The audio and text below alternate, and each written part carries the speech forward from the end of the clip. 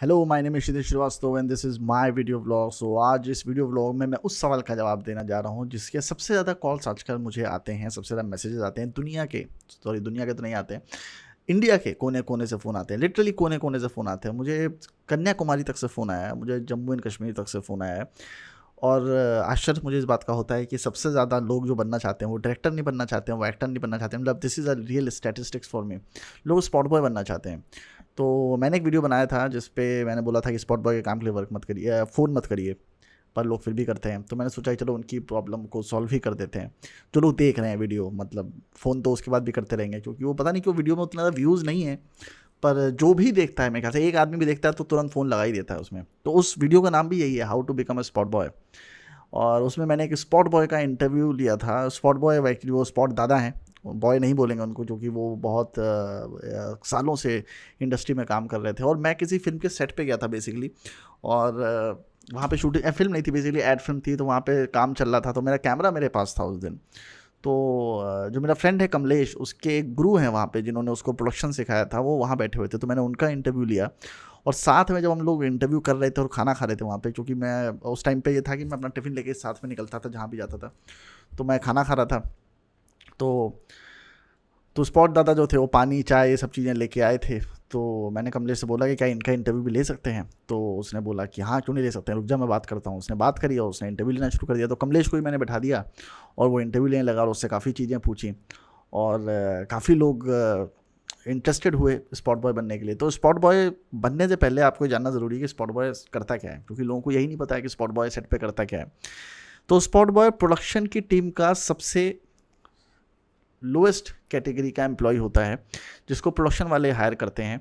और हर प्रोडक्शन वाले के अपने फेवरेट स्पॉट बॉयज़ होते हैं जो उनके साथ लगातार काम करते हैं। और वो बहुत ज़्यादा ऐसे होते हैं कि वो एक प्रोडक्शन वाले के अलावा किसी और के साथ काम ही नहीं करते। तो आप उन्हें बुलाओगे भी तो कहेंगे नहीं नहीं, वो साहब का काम चल रहा है, ऐसा ऐसा करके भैया का काम चल रहा है या सर का काम चल रहा है, जैसा भी बताएंगे वो आपको। कुछ होते हैं जो फ्रीलांस करते हैं कि वो कहीं भी आप उन्हें बुलाओगे वो चले जाएंगे। कुछ कंपनीज़ के थ्रू होते हैं, जैसे कि प्रोडक्शन की कोई कंपनी है उसमें स्पॉट बॉय होते हैं, या फिर जो शॉप्स हैं उनके अपने स्पॉट बॉयज़ होते हैं, तो वो आपको प्रोवाइड कर देते हैं। तो मोस्टली जो प्रोडक्शन वाले होते हैं वो कुछ टाइम का काम करते करते स्पॉट बॉय उनके फेवरेट हो जाते हैं, वो उन्हीं को सेट पे बुलाते हैं और लगातार उनको काम देते रहते हैं, तो उनको कहीं जाने की ज़रूरत नहीं पड़ती। तो वो एक तरह से अनरिटन जॉब रहती है जिसमें कोई कॉन्ट्रैक्ट साइन नहीं है, पर एक आदमी एक ही साथ काम करता है। सेम चीज़ होती है प्रोडक्शन डिज़ाइन में। प्रोडक्शन डिज़ाइनर और आर्ट डायरेक्टर जो होते हैं उनके साथ सेटिंग वाले काम करते हैं। तो setting is also the lowest category of job in the art field. तो वो लोग सेटिंग वाले कुछ भी काम करते हैं, मतलब कि सामान उठा के लाना है, ठोका पीटी करनी है, लकड़ी लगानी है, या सामान बाहर से ख़रीद के लाना है। एंड होते भले ही ये लो कैटेगरी के हैं, उसके पीछे सिर्फ इतना रीज़न होता है कि they are uneducated and they are from village, पर सबसे ज़्यादा इंटेलिजेंट होते हैं। मतलब मुंबई में अगर आपको कोई भी चीज़ चाहिए तो आप सेटिंग वाले को या स्पॉट दादा में वो बताओगे तो वो आपको चीज़ दिला देंगे, मतलब लिटरली दिला देंगे। और आपकी हर प्रॉब्लम का, हाई लेवल की नहीं, पर्सनल प्रॉब्लम का नहीं, पर हर शूट की प्रॉब्लम का सोल्यूशन उनके पास होता है। मतलब मैं कभी भी एक अच्छा असिस्टेंट डायरेक्टर या फिर एक अच्छा असिस्टेंट आर्ट डायरेक्टर नहीं बन पाता अगर ये सेटिंग वाले और स्पॉट वाले मेरे को मदद नहीं करते। बहुत सारे स्पॉट वालों ने मुझे मदद की है। एंड स्पॉट वालों का बहुत पेशेंस लेवल होता है, बहुत स्टेमिना होता है। मतलब 22-22 घंटे, 24-24 घंटे शूट करते हैं। सोचिए, सेट पे सबसे पहले वो आते हैं, सेट को साफ़ करते हैं, चीज़ें लगाते हैं, प्रोडक्शन की चीज़ें देखते हैं, सारी चीज़ें लाइन अप करते हैं। उसके बाद सबसे एंड में वो जाते हैं जब सारी चीज़ें वापस अंदर चली जाती हैं, क्योंकि प्रोडक्शन वाले उन्हीं से सवाल करते हैं, उन्हीं को सारी रिस्पॉन्सिबिलिटी होती है प्रोडक्शन के सामान की। क्योंकि प्रोडक्शन में बहुत सारा सामान होता है, खाने पीने का सामान होता है, पानी की बोतलें होती हैं। पानी की बोतलों का भी अलग सीन है कि पानी की बोतलें बहुत आती हैं सेट पे, क्योंकि बहुत लोग पानी पीते हैं, जाहिर सी बात है। तो उसमें बहुत स्कैम्स होते हैं। स्कैम्स इन द सेंस कि स्पॉट वाले दूसरी कंपनी से ले आते हैं, वहाँ से पैसा मिलता है। तो स्पॉट की जॉब में 500 से लेके 600 से लेके 1000 रुपये से लेके 1500 रुपये तक आपको, कभी कभी 2000 रुपये भी हेड स्पॉट बॉय हो तो मिल जाता है, अगर आप कई स्पॉट बॉय अपने अंडर में लेके आ रहे हो। तो बेसिकली 1000 रुपये तक मिल जाता है। अभी क्या रेट चल रहा है मुझे पता नहीं, लास्ट टाइम जब मुझे पता था तो 1000 रुपये जो हाईएस्ट स्पॉट बॉय था वो ले रहा था। और पर डे मिलता है, मतलब आपने महीने भर का शूट किया तो आपको 30,000 रुपये मिलेगा। ये फिल्म की बात कर रहा हूँ, ऐड का अलग होता होगा या बाकी चीज़ का अलग होता होगा। मैं बजट नहीं देखता था, क्योंकि मैं कभी प्रोडक्शन में बहुत ज़्यादा रहा नहीं। ये तो वो चीज़ें जो मेरे प्रोडक्शन में जो फ्रेंड्स हैं वो मुझे बता देते थे कि अच्छा ये इतना स्पॉट बॉय है, इतना लेते हैं, ये इतना, इसने सारी चीज़ें। तो जो स्पॉट बॉय हैं उनका बेसिक काम ये होता है कि वो चाय देते हैं, चाय बनाते भी हैं, चाय देते भी हैं, और वो ध्यान रखते हैं अपने जो HODs हैं उनका ध्यान रखते हैं। खासतौर पे स्पॉट वालों का दिमाग इतना तेज होता है कि उनको पता होता है कि सेट पे कौन इंपॉर्टेंट है कौन नहीं है। ज़रा सा आपने एटीट्यूड दिखाया, आप सेट पे थोड़ा सा डोमिनेट कर रहे हो, तो वो समझ जाएंगे ये आदमी इंपॉर्टेंट है, इसको चाय देनी है। उनको कोई मतलब नहीं है कि आप उन्हें आगे काम दोगे नहीं दोगे, ये पर उनका काम है कि डायरेक्टर का ध्यान रखना। डायरेक्टर को, कई स्पॉट वाले ऐसे होते हैं जो डायरेक्टर के लिए अलग से जैसे खाना आया है तो कैटरिंग वाले को बोल देंगे कि डायरेक्टर साहब के लिए अलग से चिकन आना चाहिए, तो एक सूखा चिकन पैक होके आएगा, वो डायरेक्टर साहब की टेबल पे जाएगा सीधे, वो किसी और को नहीं मिलेगा। तो कुछ स्पेशल करते हैं कुछ HODs के लिए ताकि वो खुश रहें और आगे उनको रिकमेंड भी करें। उनको सिर्फ तारीफ़ सुनने का शौक होता है, उनके कंधे पे हाथ रखेगा, तारीफ़ कर दोगे तो वो खुश हो जाते हैं, ज़रा सी बात पे वो खुश हो जाते हैं। और एक्टर लोग अपने बॉयज़ लेके आते हैं, तो वो स्पॉट बॉय में नहीं आते हैं, वो उनके बॉयज़ होते हैं। वो बॉयज़ मतलब वो जो इधर उधर का काम करते हैं, मतलब छोटा मोटा जो भी काम है जो एक आदमी नहीं करना चाहता है वो ये बॉयज़ से कराए जाते हैं। वो मीनियल वर्क जो होते हैं वो इनसे कराए जाते हैं, उसके लिए इनको पेमेंट मिलती है। और तो ऑप्शन आपके पास क्या क्या है? तो ऑप्शन आपके पास ये है कि आप स्पॉट में काम करो जिसमें आपको खाना बनाना, खाना मतलब कैटरिंग से आता है, आपको सिर्फ सर्व करना होता है। चाय बनाना, सामान लेके आना, प्रोडक्शन का सामान लेके आना, भागना दौड़ना। आपको मुंबई की नॉलेज होनी चाहिए, मार्केट की नॉलेज होनी चाहिए, और कौन सा सामान कितने में मिलता है इसकी नॉलेज होनी चाहिए, रसीदों की नॉलेज होनी चाहिए, रसीदें आपको देनी पड़ेंगी, बहुत सारा लिखत काम भी होता है, वो बेसिकली हेड स्पॉट बॉय करता है। आप किसी के अंडर में जब काम करो तो आपको इतना टेंशन नहीं होता है, पर बेसिकली ये छोटा मोटा ही काम होता है। सेट पे झाड़ू लगाना, सफाई करना, कहीं गंदगी पड़ी है उसको करना, तो आपके पास कपड़ा होना चाहिए। तो ये सारी चीज़ें स्पॉट वाले करते हैं। और सेटिंग वाले जो होते हैं वो, जैसा मैंने बताया, ठोका पीटी वाला काम करते हैं। तो ये कुछ काम है जो आप कर सकते हैं। इसके अलावा एक बॉय वाला काम, जैसा कि मैंने आपको बताया कि किसी एक्टर के बॉय बन जाओ, तो उसमें भी बड़ा फ़ायदा है, क्योंकि आपको एक्टर के साथ घूमने का फिरने का मौका मिलता है, वो सारी चीज़ें होती हैं। तो बहुत सारे एक्टर्स हैं जो अपने बॉयज़ की बड़ी इज्जत करते हैं। लाइक मैं एक शूट पे था, वहाँ पे राजेश विवेक जी थे, अब तो उनकी डेथ हो गई। तो बहुत अच्छे एक्टर हैं, बहुत सीनियर एक्टर हैं, 30-40 साल से काम कर रहे हैं राजेश विवेक जी। तो मैं उनको देख के एकदम से हो गया कि मुझे इनसे मिलना है, कैसे भी करके इनसे बात करनी है।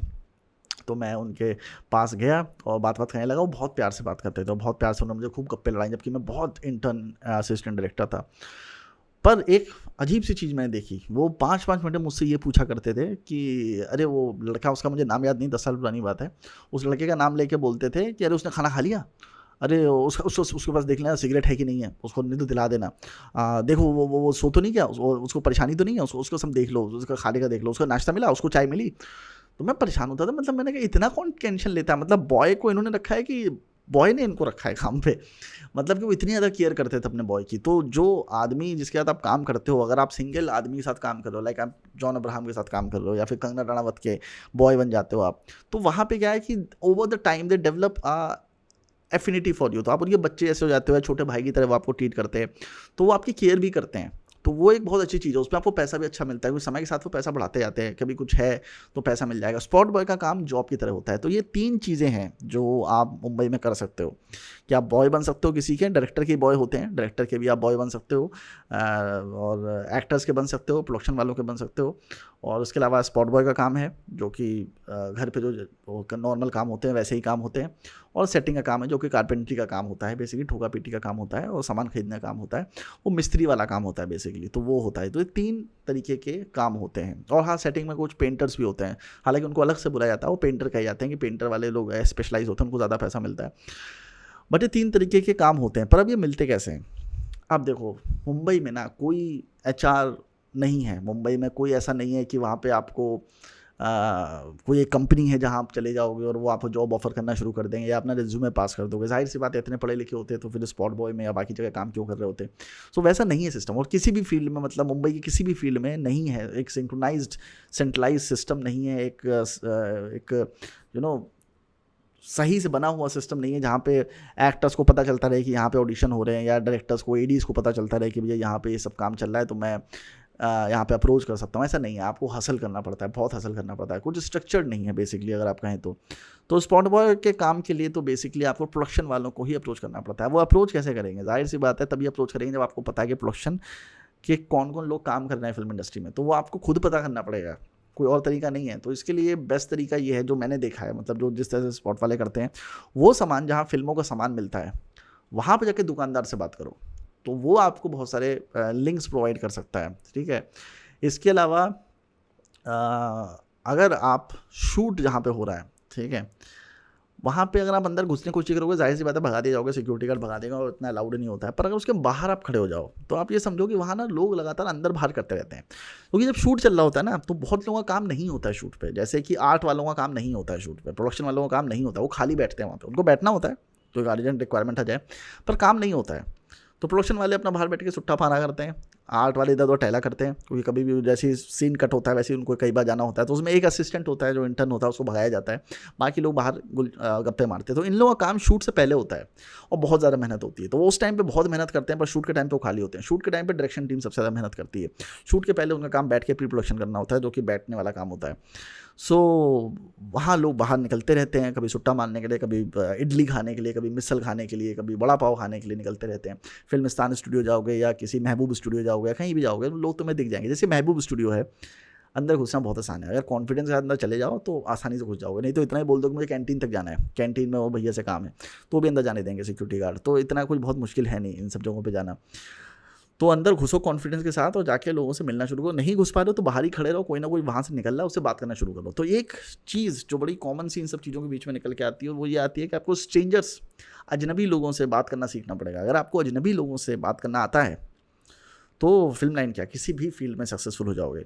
ठीक है, तो पहली चीज़ तो ये ध्यान रखना कि अजनबी लोगों से बात करने की आदत डाल लो। अगर बहुत शाई हो, बहुत इंट्रोवर्ट हो, then this field is not for you. एक ऐसी जॉब पकड़ लो जहाँ पे कमरे में बैठना हो और किसी से बात ना करनी हो, क्योंकि इस फील्ड में कम्युनिकेशन बहुत इंपॉर्टेंट है। फिल्म लाइन में किसी भी फील्ड, मतलब किसी भी लेवल पे हो, तो स्पॉट बॉय से लेकर डायरेक्टर के लेवल में कम्युनिकेशन बहुत इंपॉर्टेंट है। सो आप जाके लोगों से बात करो, और जब आप बात करोगे लोगों से तो वो जाहिर सी बात है आपको कुछ ना कुछ तो हेल्प करेंगे। अगर आप 20 लोगों से बात करोगे, एक ना एक आदमी तो आपकी मदद करेगा, क्योंकि हर किसी को कुछ ना कुछ जरूरत होती है। और स्पॉट बॉय भी ऐसे होते हैं जो बहुत जल्दी टिकते नहीं हैं, इधर से उधर घूमते फिरते रहते हैं, कुछ वापस गाँव चले जाते हैं, बहुत ज़्यादा टिकते नहीं हैं एक जगह पर। तो हमेशा वैकेंसी रहती है कहीं ना कहीं। तो वो बेस्ट तरीका है कि आप फिल्म की शूट पर पहुंच जाओ, पूरे दिन वहीं खड़े रहो और जो भी निकल रहा है उससे बात करते रहो। 20 लोगों से 30 लोगों से आप बात करोगे, आपको काम मिल जाएगा। सेटिंग का काम के लिए आपको आर्ट डायरेक्टर से ही अप्रोच करना पड़ता है। आर्ट डायरेक्टर्स, और ये सब तरीके बहुत आसान है, मतलब कि IMDb पे सारी लिस्ट पड़ी हुई हैं। ऑफ कोर्स आप अगर नहीं हैं इतने पढ़े लिखे तो आप 3-4 जगह पकड़ लो। फिल्म सिटी, फिल्म इंडस्ट्री में तो बहुत ईजीली पता चल जाता है कहाँ कहाँ शूट हो रहा है, और कुछ जगह हैं जहाँ पर शूट होता ही रहता है। तो फिल्म सिटीज़ बनी हुई हैं, लोकेशंस बनी हुई हैं, तो वहाँ तो पहुँच जाओ। बाकी अगर थोड़े पढ़े लिखे हो तो फिल्म इंडिया मैगजीन खरीद लो, जो एक बुक आती है मोटी सी, उसमें सारे एड्रेसेस पड़े हुए हैं। देखो, एक्टर्स, डायरेक्टर्स, प्रोड्यूसर्स, ये लोग सेलिब्रिटी लेवल पे होते हैं, तो ये बहुत ज़्यादा इनको फ़र्क नहीं पड़ता कि किसी को नंबर दे चाहे ना दे। पर फिल्म इंडिया में जो बाकी टेक्नीशियंस हैं उनके रियल नंबर हैं, क्योंकि उनको काम चाहिए रहता है हमेशा। तो आप उनको फ़ोन कर सकते हो, उनसे काम मांग सकते हो और मोस्टली काम मिल जाता है। 20-30 लोगों को फ़ोन करोगे, एक आदमी काम दे ही देता है। तो वैसा नहीं है, किसी ना किसी के पास कुछ ना कुछ चल रहा है। और अगर नहीं आता है 20-30 लोगों से फ़ोन करके, तो हफ्ते भर बाद फिर करो, हफ्ते भर बाद फिर करो। जिसे ज़रूरी नहीं है कि वो आपको काम देना नहीं चाहता है, क्योंकि मुंबई में रेज्यूमे या टैलेंट नामी कोई चीज़ है नहीं कि मतलब बहुत टैलेंटेड हो तभी काम दूंगा। मुंबई में ये कि तुम बेयर मिनिमम काम भी कर लोगे ना, हमारे काम की हो, करते रहो, मुंह मत चलाओ, ज़्यादा दिमाग मत चलाओ और काम करते रहो। ठीक है, ज़रा पलट के जवाब मत दो, सबसे इंपॉर्टेंट चीज़, पलट के जवाब मत दो, काम करते रहो। सो ये एक इंपॉर्टेंट चीज़ है कि कोई ना कोई तुमको बुला लेगा। अगर वो तुम्हें काम नहीं दे रहा है तो उसका मतलब ये नहीं कि तुम अच्छे नहीं हो या वो तुम्हें काम नहीं देना चाहता, उसके शायद उस टाइम खुद ही काम ना हो। मुंबई में कई बार लोग 6-6 महीने खाली बैठते हैं, 1 साल खाली बैठते हैं, और वो बहुत नॉर्मल है वहाँ पे। मतलब क्योंकि हम नॉर्थ से हैं, हमने हमेशा अपने घर में लोगों को रोज़ काम पे जाते देखा है, तो हमें लगता है कि नहीं यार ऐसे तो नहीं होता, पर वहाँ पे ऐसा होता है कि लोग घर पे पड़े रहते हैं, साल भर पड़े रहते हैं, साल बाद फिर एक बड़ा काम आता है, फिर पैसे जाते हैं उनके पास, फिर वो काम करते हैं। सो इस तरह से आप उन लोगों को अप्रोच कर सकते हो। सेटिंग के काम में अगर आपको कारपेंट्री आती है, मिस्त्री का काम आता है, इलेक्ट्रिक का काम आता है, बड़ी आसानी से जॉब मिल जाती है इन सब जगहों पे। ठीक है, KBC के सेट पे अगर आप जाओगे तो वहाँ बहुत इलेक्ट्रिसिटी का काम है, बहुत लाइटिंग का काम है। लाइट का काम आता है, इलेक्ट्रीशियन हो तो लाइटिंग वाले डिपार्टमेंट में जा सकते हो, बहुत ही आसान काम है वहाँ पे, क्योंकि लोग बहुत कम हैं करने वाले। पर ये ध्यान रखना कि ये जो सब काम है, वर्किंग आवर्स इसमें बहुत ज़्यादा हैं, पैसा उस हिसाब से कुछ मिलता है, जैसे पर डे 1000 रुपये मिल गया, और कुछ कमाना पड़ता है। और शुरुआत में बहुत सारे लोग जाते हैं ईमानदारी का झंडा उठा के कि हम नहीं करेंगे चोरी चकारी, पर जब वो देखते हैं सभी कर रहे हैं तो धीमे धीमे वो भी शुरू कर देते हैं। तो अब मुझे नहीं लगता उसमें कुछ गलत है, क्योंकि प्रोड्यूसर्स के पास बहुत पैसा होता है, तो उसमें इतना सोचना नहीं चाहिए। अगर छोटा मोटा पैसा कमा ले रहे हो, तुमने जो पैसा मारोगे भी ना वो छोटा मोटा ही होगा। मैं अनएथिकल चीज़ बता रहा हूँ, मुझे पता है, पर सभी कर रहे हैं वो चीज़, घर चलाने के लिए करना पड़ता है। तो मैंने भी किया है, मतलब मैं भी जब गया था मुंबई तो बड़ा ऑनेस्टली आर्ट में काम कर रहा था। फिर मेरे ही सीनियर ने मुझे सिखाया कि कैसे बिल्स को चेंज करा जाता है, कैसे थोड़ा सा रेज बढ़ा दिया करो, क्योंकि तुम्हें इतनी पैसे तो मिल नहीं रहे हैं, तो तुम इस बहाने अपना थोड़ा सा खर्चा निकाल लोगे। सो अच्छा था वो, उसमें मैंने पैसे कमाए, ज़ाहिर सी बात है, क्योंकि मुझे जो फ़िल्म कर रहा था उसकी एंड में पेमेंट तो मिली नहीं, कुछ असिस्टेंट के तौर पे जो पैसे थे वो तो मिले नहीं। तो वहाँ से पैसे जो आ गए तो उससे मेरा खर्चा चल गया, रेंट वेंट निकल गया। तो ये सब चीज़ें आपको मुंबई सिखाती हैं, प्रैक्टिकल चीज़ें हैं जो कोई बताएगा नहीं, क्योंकि लोग डिप्लोमेसी के चक्कर में आपको अच्छी एथिकल मॉरलिस्टिक चीज़ें बताना चाहते हैं अपनी इमेज अच्छी करने के लिए। पर मैं जो आपको तरीका बता रहा हूँ वो सच्चाई इसलिए है क्योंकि उसी तरह दुनिया चलती है। लोग कहते हैं ना कि करप्शन बहुत ज़्यादा है दुनिया में, करप्शन नहीं होना चाहिए। करप्शन नहीं होगा तो तुम्हारे काम नहीं होंगे। आप अगर कभी कोई कंपनी रजिस्टर कराने जाओ तो उसमें इतने क्लॉज होते हैं, इतने सारे क्लॉज होते हैं कि आप कोई कंपनी चला ही नहीं सकते। ठीक है, जैसे आप फूड बिजनेस करने जाओ तो उसमें आपको पानी का देखना पड़ता है, खाने का देखना पड़ता है, बहुत सारे लाइसेंसेस लेने पड़ते हैं। इतने लाइसेंसेस होते हैं कि आप उसको लेने बैठोगे तो आपको साल 2 साल निकल जाएगा, तब भी आप पूरे ले नहीं पाओगे, क्योंकि कंप्लाइंसेस होती हैं गवर्नमेंट की, वो देखना चाहते हैं, जानना चाहते हैं, जो कि सही है कि आप जो भी बिजनेस करोगे सही तरीके से करोगे। पर वो अगर आप करने जाओगे तो आपको 2 साल लग जाएंगे। तो इससे अच्छा आप 10-20 हज़ार रुपये एक्स्ट्रा खर्च करते हो, ऑफिसर को पैसे देते हो और आपका काम हो जाता है। अगर करप्शन ना हो तो कोई बिज़नेस नहीं चल सकता, सच्चाई तो ये। अगर करप्शन ना हो तो पुलिस क्या करेगी बैठी हुई। सो आप जिस चीज़ को नेगेटिव समझ रहे हो बेसिकली वो बहुत सारे लोगों को एम्प्लॉयमेंट प्रोवाइड कर रही है। सो बस देखने का नज़रिया है, जब आप प्रैक्टिकल फील्ड में उतरते हो तब आपको पता चलता है। बाहर से देखिए करप्शन बहुत ख़राब लगता है, पर जब आप सिस्टम के अंदर जाते हो तो आपको पता चलता है करप्शन ना हो तो आपके 50 काम होंगे ही नहीं, होंगे ही नहीं। इतने क्लॉजेज होते हैं, इतनी सारी चीज़ें होती हैं। मैं खुद मम्मी का अपने एक मम्मी का मेरा फूड बिज़नेस है, तो मैं वो उसके लिए एक लाइसेंस ले रहा था। तो ऑफ कोर्स मुझे एक्स्ट्रा पैसे देने पड़े और वो चीज़ हो गई तुरंत। अगर मैं नहीं करता तो मेरी फूड इंस्पेक्टर से बात हुई थी तो उन्होंने मुझे बताया था कि इतने क्लॉजेस हैं, इतने क्लॉजेस हैं कि अगर आप करने जाओगे तो आपको साल भर लग जाएगा उन सारे क्लॉजेस को मीटअप करने में। इतने लाइसेंसेस आपको लेने पड़ेंगे अपना बिजनेस लीगली स्टार्ट करने के लिए। और वो अगर आप सिस्टमेटिक तरीके से जाओगे बिना ब्राइब दिए तो आपको लग जाएगा साल भर। वो क्या अप्रूवल होगा, लोग घर पे आके विजिट करेंगे, 1000 तरीके के इंस्पेक्टर्स हैं जो इंस्पेक्ट करेंगे आके कि आप ये कर रहे हो, आप ऐसा कर रहे हो। फिर कोई क्लॉज दूसरे को कॉन्ट्रैक्ट करता है, फिर ये क्लॉज, ये वाला लाइसेंस पहले चाहिए, वो लाइसेंस बाद में चाहिए।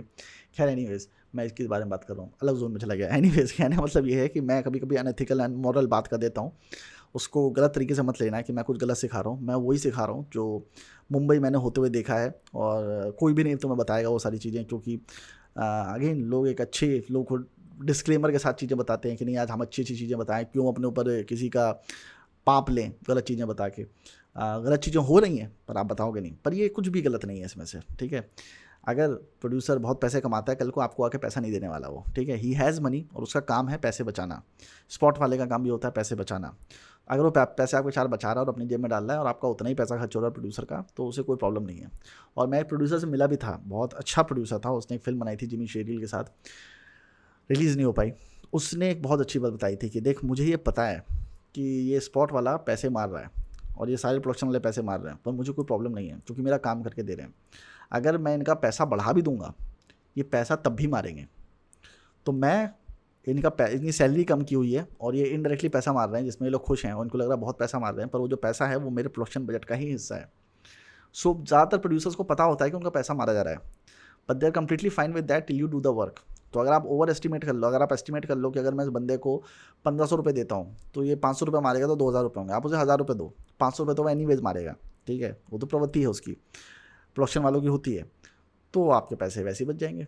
ठीक है, खैर मैं अलग डायरेक्शन में चला गया। Anyways coming back to the topic, spot में काम करने के लिए कोई और तरीका नहीं है सिवाय इसके कि आप स्पॉट में काम करना चाहते हो प्रोडक्शन वालों से कॉन्टैक्ट करो, सेटिंग में काम करना चाहते हो आर्ट डायरेक्टर से कॉन्टैक्ट करो, बॉय में काम करना चाहते हो तो डायरेक्ट एक्टर से या उनके सेक्रेटरी से कॉन्टैक्ट करो, और लाइट मैन बनना चाहते हो, इलेक्ट्रीशियन का काम करना चाहते हो तो डीओपी का या फिर जो गियाफर होता है जो लाइट सेट करता है और कैमरा वैमरा देखता है उन सबसे बात करो, लाइटमैन से बात करो, जो हेड लाइटमैन होता है उससे बात करो। ये सारे डिफरेंट कैटेगरीज हैं, मैंने एक वीडियो में बताई भी हैं कि कौन क्या क्या काम करता है, उन सबसे बात करिए तो आपको काम मिलना शुरू हो जाएगा। और इसके लिए कोई क्वालिफिकेशन की ज़रूरत नहीं है, सिर्फ थोड़ी बहुत क्वालिफिकेशन भी होगी तो आपको काम मिल जाएगा। स्पॉट बॉय के लिए तो कुछ भी नहीं चाहिए, सेटिंग वालों के लिए और लाइट वालों के लिए तो उनको थोड़ी नॉलेज चाहिए, मिस्त्री की, लकड़ी की, और लाइट वालों को थोड़ा इलेक्ट्रिसिटी की नॉलेज चाहिए। बट स्पॉट बॉय के लिए आपको सिर्फ अगर चाय बनानी भी आती है तो आपको काम मिल जाएगा। एंड आप भागने दौड़ने के शौकीन है तो मिल जाएगा। मैंने तो 60-60 साल के स्पॉट बॉय देखे हैं बेचारे, इनके पास कुछ काम नहीं है तो वो स्पॉट करने लग जाते हैं। कुछ कुछ ऐसे हैं जो सिक्योरिटी गार्ड थे उनकी जॉब चली गई तो स्पॉट में काम करने लगे। दे आर वेरी नाइस, बहुत अच्छे अच्छे लोग मिलते हैं, बहुत सारे स्पॉट बॉयज़ ने मेरी मदद भी करी है। So I would just wanted to tell you कि ये तरीके हैं, बाकी आपके ऊपर है आप किस तरह से बनना चाहते हो। ये तरीके मुझे पता है, बाकी मैं कोशिश कर रहा हूँ कि किसी स्पॉट वाले हेड से या स्पॉट वाले से मैं बात कर सकूँ और आपके सामने इंटरव्यू ला सकूँ। अगर मैं ले आऊँगा तो फिर आपको हेल्प मिलेगी कैसे कैसे क्या क्या चीज़ें होती हैं। इसके साथ सी ऑफ, बाय बाय।